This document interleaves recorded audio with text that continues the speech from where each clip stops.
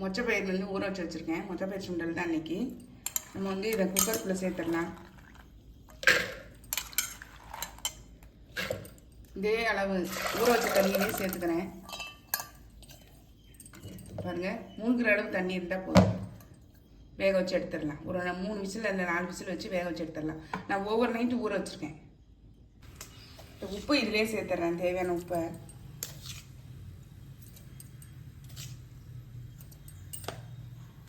மூடிடலாம்.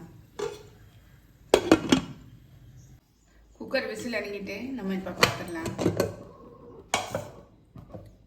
பாருங்கள், நல்லா வெந்துருச்சு.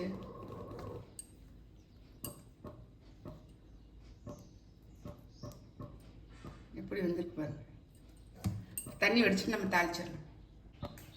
அடுப்பில் கடாய் போட்டு எண்ணெய் விட்டுருக்கேன். கடுகு சேர்த்துக்கலாம். இந்த மிளகா வத்தலையும் சேர்த்துறேன். பெருங்காயம் வந்து கவனமாக முதலையே சேர்த்துடணும். வாசமாகவும் இருக்குது. அடுத்து வந்து நிறைய சேர்த்துடணும். நம்ம அடுத்து வந்து கருவேப்பிலை நல்லா வறுபட்டுச்சு பாருங்க. இப்போ நம்ம வந்து தண்ணியை வடிச்சிட்டு இதில் சேர்த்துடலாம்.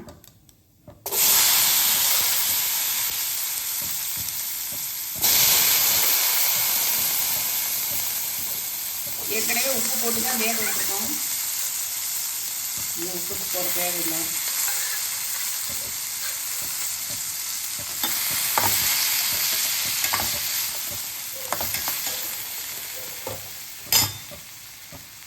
நம்ம இந்த ஸ்டேஜில் தேங்காய் சேர்க்கணும்.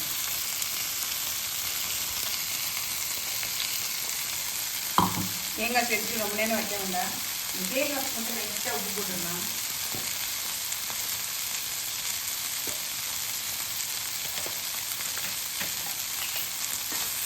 இந்த கலர் ஊற்றணும். நான் அடுப்பை ஆஃப் பண்ணிடுறேன். நம்மளுடைய சுண்டல் பாருங்க சூப்பராக ரெடி ஆயிடுச்சு. நம்மளுடைய நவராத்திரி டே 5க்கான ரெசிபி சூப்பராக ரெடி ஆயிடுச்சுங்க. நீங்களும் இந்த ஐடியா பிடிச்சிருந்ததுன்னா ட்ரை பண்ணி பாருங்கள். ட்ரை பண்ணி பார்த்தா கமெண்ட்டில் சொல்லுங்கள். லைக் பண்ணுங்கள், ஷேர் பண்ணுங்கள், சப்ஸ்கிரைப் பண்ணுங்கள். பக்கத்தில் உள்ள பெல் ஐக்கானை கிளிக் பண்ணுங்கள். நாளைக்கு வேறு ஒரு ரெசிபி உங்களை சந்திக்கிறேன். பை. தேங்க்யூ.